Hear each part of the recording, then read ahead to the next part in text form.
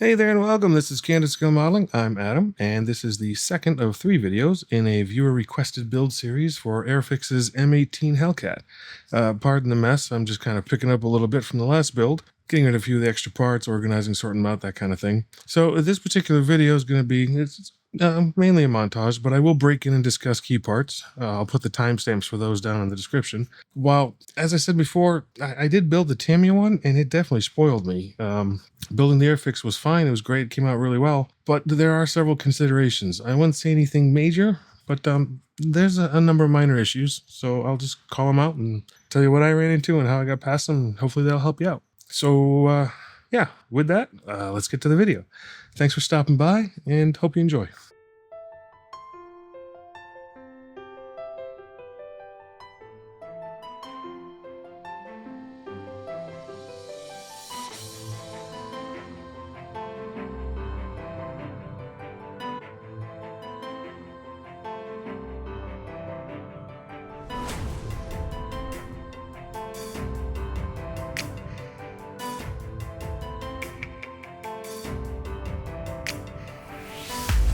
So this is just a quick note. When you drop the transmission in, there's going to be the urge, or at least I had the urge, to get the axles to line up with the holes in the outside. They really don't line up, and there's no reason for them to. So don't stress too much over it.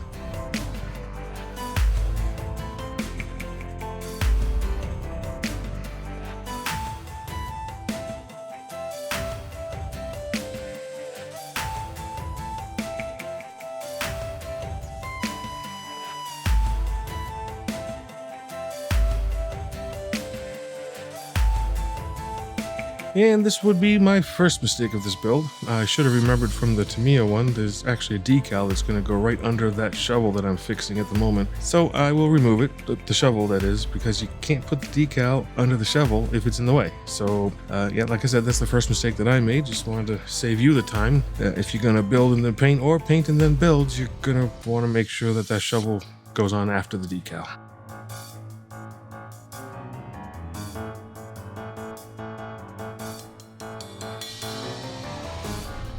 So I found these little suspension arms a little bit tricky. Maybe you won't.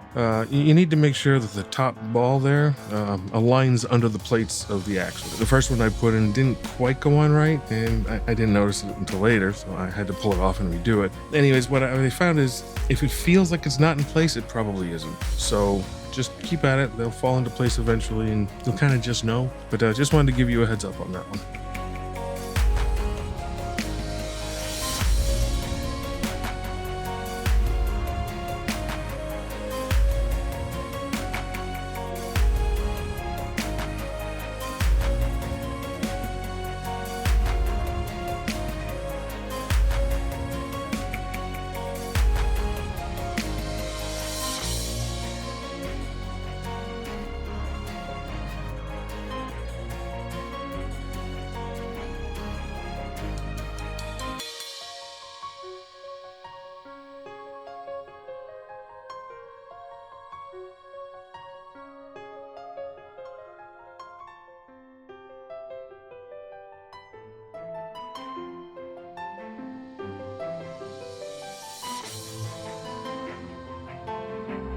So I'll admit, I don't usually do a lot of interior details, especially on armor, because in reality, for the most part, you can't see it. I mean, there's nothing wrong with doing it. I just don't care to spend a lot of time on things that are never going to be seen. But I figured the last Hellcat I did was pretty much closed up, so I figured this one, I'd open the 2 front hatches and do a little bit of interior detail. Very basic, nothing fancy, nothing great. More of a representative offering, if you will. So that's kind of what you're going to be seeing here. Now, the kit says to spray the inside white. I know the driver's compartment would be white. The actual space under the turret, though, I'm not so sure that would be white. From what I understand, that would be green, and it kind of makes sense because anything flying overhead, white's going to stick out. So yeah, wasn't really sure what to do with this, but I went with the kit instructions and I just painted the floor white. The turret I'm going to do all green, so hopefully that'll, blend enough away that it won't look stark white and I won't feel foolish. I don't know. That's just the way I went about doing this one. I may regret it. We'll see.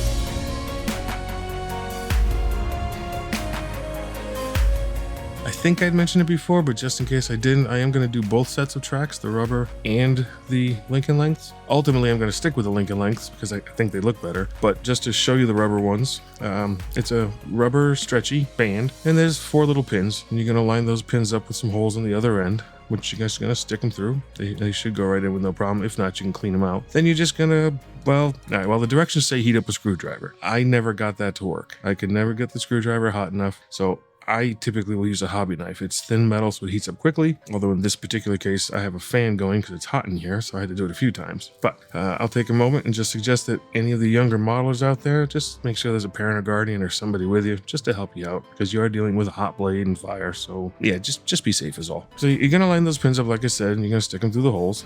Get it flat and secure on your table. And then with a hot blade, you're just gonna gently push down. And I like to gently scrape a little bit just to help seal them a little better.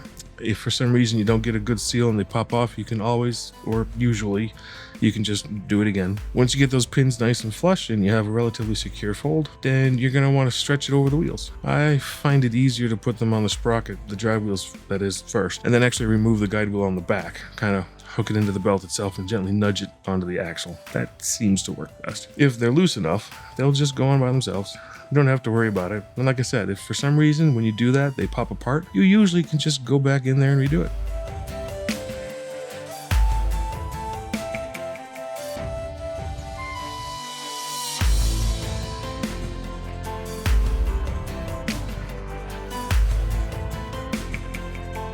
Moving to the Lincoln length tracks, we need to remove the tracks from the sprue. Now with this kit, I did find using an X-Acto blade to cut them away worked way easier than the snips. I just wasn't able to get them in there easy enough to make it efficient. So there's a few key differences to keep in mind compared to the rubber. Firstly, Lincoln lengths are static. Your tracks will not move like the rubber. So if you wanted to drive your tank around, stick with the rubber. Also, you need to build up the tracks, which there are many ways to go about it. You can build them on the model and form them as you go. You can build them off the model and wrap them. Or as I tend to do, build subsections, usually a top and a bottom, or top, front, bottom, and back, and then assemble them on the model. For this particular kit, however, there isn't a lot of room on the top between the deck and the tops of the wheels. So I had to build up enough track on top to give access to the ends when they're wrapped around the wheels. Oddly, these gave me much more trouble than I'm used to. It took a fair amount of time to get them in place, nudge them, poke them, and prod them, to get them into the right form, make sure they were all set right against the wheels. It wasn't until I had finished and was into a further step that it dawned on me what the issue was. Up until now, I have done Lincoln length style tracks, which came as a single length for the top and bottom, and shorter single lengths for the front and back, and then individual tracks to fill in the gaps in between. What this does is it gives a rigid front and a back section to work with, while this particular kit only had single lengths for the top and the bottom. The front and back verticals were individuals, which made them flex quite a bit since there's no support between the wheels. So, should I run into this configuration again, I would have to remember that, hopefully, and work out how many links it would take for the front and the back and build them and let them dry rigid. That way, it should take that issue away, make things considerably easier.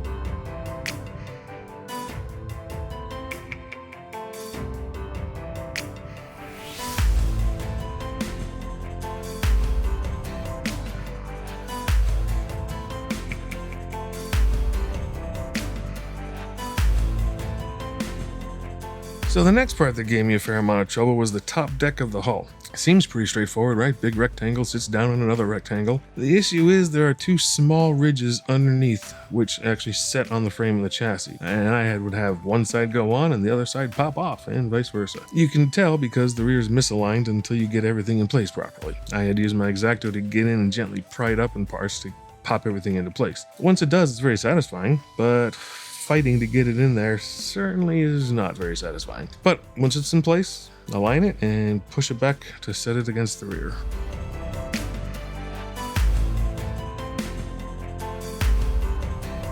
So the front, you're gonna have to kind of hold together a bit to get it to dry. There is a gap. If you just try and glue it and I'll stick it all together, there is a gap. So you're gonna want to hold it together, let it dry.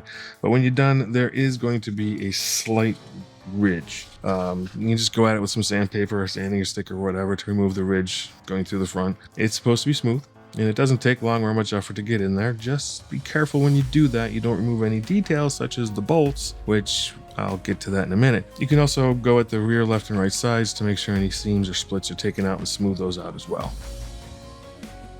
So in my sanding efforts to smooth out the front, I did wipe out 2 bolts on the left side. Now, some things can be hidden or obfuscated. I didn't think these were going to be those things though. So I had to come up with some way to replace them, and that's where the parts bin came in. Using a spare landing gear from some long forgotten aircraft of some kind, the strut was about the same diameter, so I was able to cut 2 small bits off of that. I glued them into place, and once those dry, I was able to trim them further down so they were about the right height. Now, once they're painted, you shouldn't know the difference. Those parts bins come in handy.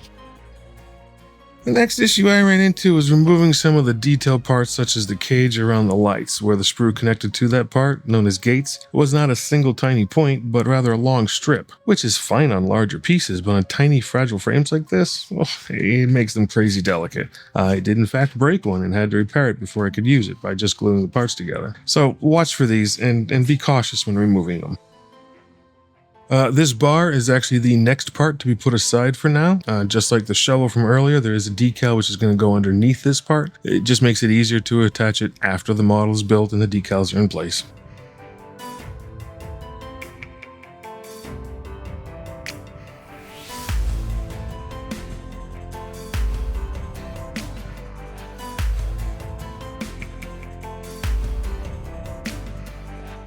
Given that I did a little bit, granted, as I said, basic interior work, I wanted to leave the hatches in the open position, or at least half open. This would turn out to be another mistake. The turret doesn't clear the hatches when you attach and spin it into position, so I had to accept that I very well may snap one of them off once the turret went into place, which later on it did, and had to be reattached. Otherwise, it worked out as I expected. Very little to see, but what is seen has had some work done.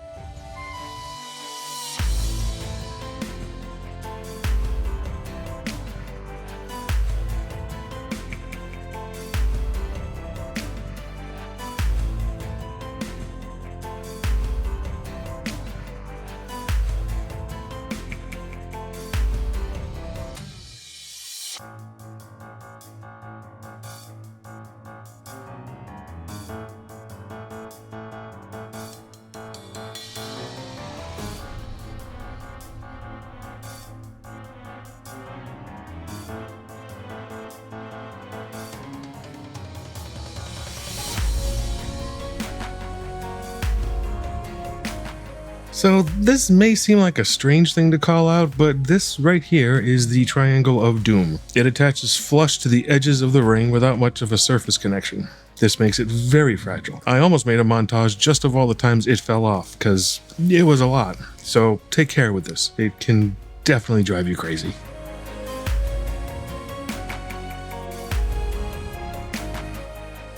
So to me, the instructions could be a little better on where to place the objects along the inside of the ring. A couple of them are easy, but the diagram and reality seem like they could be a little bit closer. Pay close attention to the alignments and the heights, as if they're not correct, they will interfere with mounting the turret walls. Guess how I know?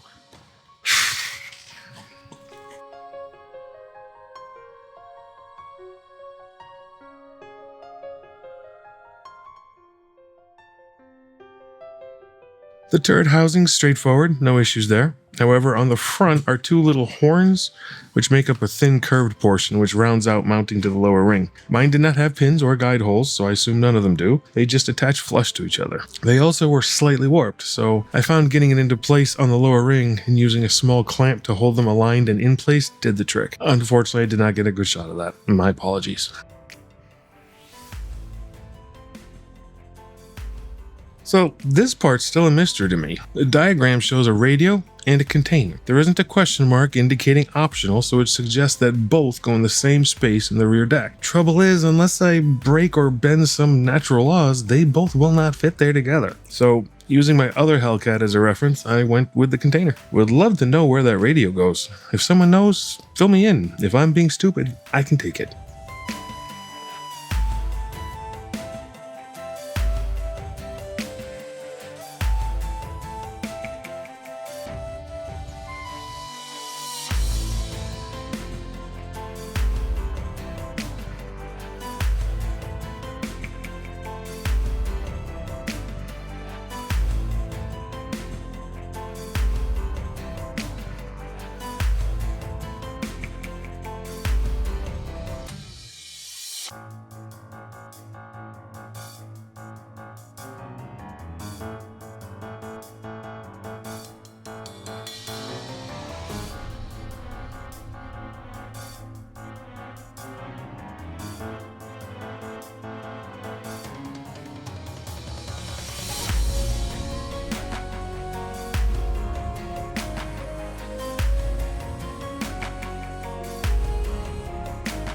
So this is another area to note. There are two stowage racks, one on each side. However, there is a decal which goes under the edge of them.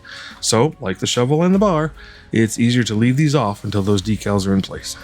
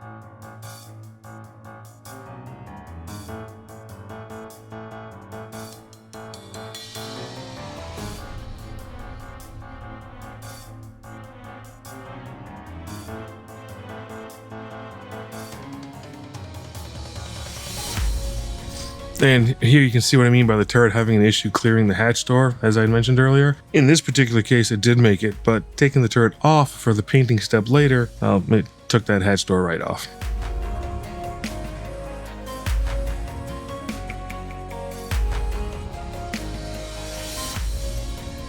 Well, so there we have it. One M18 Hellcat, assembled and ready for a paint job. I must say it was interesting to me since I have not built two of the same subject from different vendors before, so seeing how they compare and contrast was actually a great experience. Coming up in the third video and the final video of the series, we will be painting, weathering, and adding stowage, so watch out for that. And until later, thank you for stopping by, really appreciate it, and as always, happy modeling.